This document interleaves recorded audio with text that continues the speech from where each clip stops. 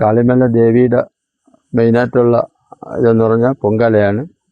അത് ആറ്റുകാൽ പൊങ്കാല അതിൻ്റെ സമമായുള്ള രീതിയിലാണ് പൊങ്കാല. അത്രയും ഇല്ലെങ്കിലും അതിൻ്റെ ഏകദേശം രൂപം ഈ മല മൊത്തം പൊങ്കാലയാണ്.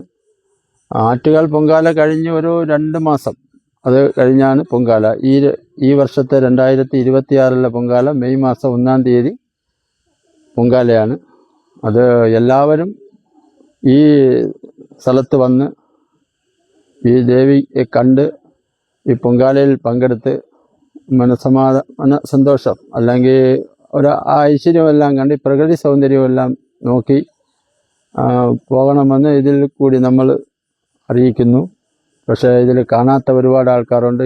ഒരു ദിവസമെങ്കിലും ഈ മലയിൽ വന്ന് ഈ മലയെക്കുറിച്ചൊന്ന് മനസ്സിലാക്കി അല്ലെങ്കിൽ ഈ ദേവിയെക്കുറിച്ചൊന്ന് മനസ്സിലാക്കി പോകാനായിട്ടുള്ളൊരിത് ഏറ്റവും ഇപ്പം നമുക്ക് എന്തെങ്കിലും പ്രശ്നം വീട്ടിലുണ്ടെങ്കിൽ, ഇപ്പം നമുക്ക് കുഞ്ഞുങ്ങളില്ല, അല്ലെങ്കിൽ നമുക്ക് വേറെ വീടില്ല, പിന്നെ എന്തെങ്കിലും ബുദ്ധിമുട്ട് നമുക്കുണ്ടെങ്കിൽ ഈ അമ്മയുടെ നടയിൽ വന്ന് ഒന്ന് നേർന്ന് പോയാൽ തീർച്ചയായും 100% ഉറപ്പാണ് അത് സാധിക്കും.